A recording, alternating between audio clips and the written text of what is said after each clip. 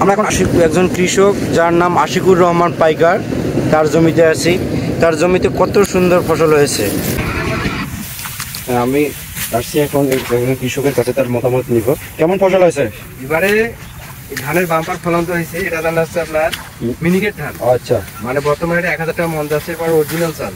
আচ্ছা। এবং এবারে 50 শতক জমি খরচ হয়েছে সর্বোচ্চ 15,000 টাকা। 15,000 টাকা। ধান বিক্রি হবে প্রায় 35,000 টাকার মতো। 35,000 টাকার মতো। দেখুন দামি ধান। আচ্ছা, মার্কেটের মধ্যে শীত চাল খুবই দিনের ধান খুব সুস্বাদু। হ্যাঁ, দিনাজপুরের চালের কোনো হিসাব নেই এই চালের। আচ্ছা আচ্ছা আচ্ছা। দিনাজপুরে যে চাল বিক্রি হচ্ছে এটা তো সবকিছু নামে কাটাচ্ছে, বাজারে তো এগুলো ভাত ভালো হয় না। আচ্ছা, তাই খালি বলতেছে এটা দিনাজপুরে বিখ্যাত চাল, অথচ ওই চাল হচ্ছে যশোর থেকে, বেনাপোল থেকে, থেকে। আচ্ছা, এখানে মরুকজাত হচ্ছে। আচ্ছা। তাহলে কৃষক, ওনার কাছে অরিজিনাল নাম হচ্ছে জিরাশাহী। সে ধানের ফসল এবার এত পরিমাণ ভালো হয়েছে যেটা অন্যান্য ধানের তুলনায় অনেক বেশি। এখন আমরা এটা বলতে চাই ধান চাষি ভাইদের বা যারা দেখবেন, যারা আসলে আমরা সবাই কিন্তু ভাত খাই আর কি, আমরা সবচেয়ে বেশি উৎসাহ প্রদান করবো এই বড় ধরনের চাষের সময় মিনিকেট যেটা জিরাশাইল বলি। আর দিনাজপুরের যে ব্যাপারটা, দিনাজপুরের লোক বেশি পরিমাণ ধান চাষ করে কিন্তু তারা অধিক লাভে এখন অন্যদিকে যাচ্ছে। তাই আমরা বলবো মিনিকেট বা জিরাশাইল ধান চাষ করবেন, যেটা দেশের মানুষের উপকার হবে এবং সবার উপকার হবে, নিজে আর্থিকভাবে লাভবান হবেন। এই সব দিক থেকে আমাদের সবারই করা উচিত যে মিনিকেট বা জিরাশাইল ধান চাষ।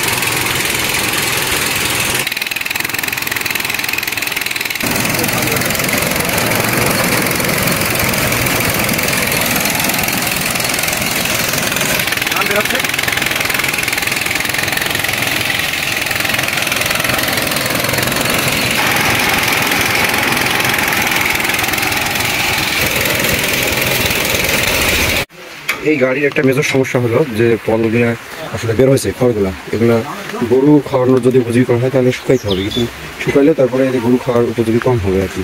এই ফলগুলো বেশি নেশে হয়ে গেছে, মানে বেশি ভেঙে গেছে, গরু খাওয়ার জন্য ফলগুলোর কার্যকর কমই হবে। এই গাড়ি দিয়ে যত তাড়াতাড়ি ধান লাগানো হলো, ধান মাড়াই করা হলো, কিন্তু ফলের এই গাড়ির একটা অসুবিধা হলো যে ফল যেটা গরু খড় হিসেবে হইতে হবে সেটা ক্ষতিগ্রস্ত হয়ে গেল, ফল গেলে আসলে ক্ষতি হয়, কিন্তু উপায় তো নেই। বৃষ্টির দিন এসব গাড়ি বা কম সময়ে এসব গাড়ি সহজে ধান।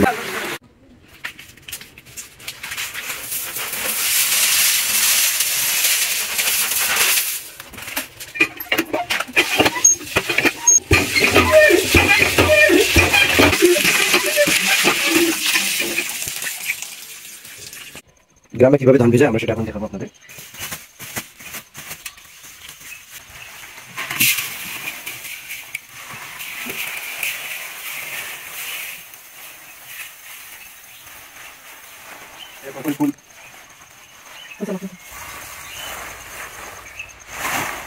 এরকম ভাবে সব ব্যবসা এরকম করে ফুল করে দেবে।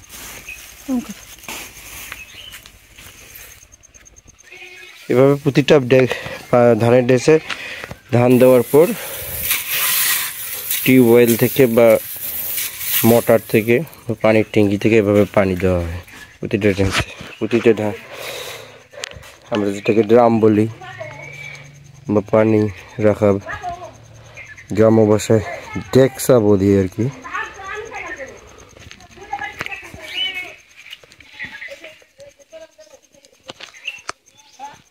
এভাবে ধান সিদ্ধ করার আগে ভিজে রাখে 12 ঘন্টা বা 24 ঘন্টা পর আবার এটা সিদ্ধ করা হবে বড় মৌসুমের এই ধানগুলো।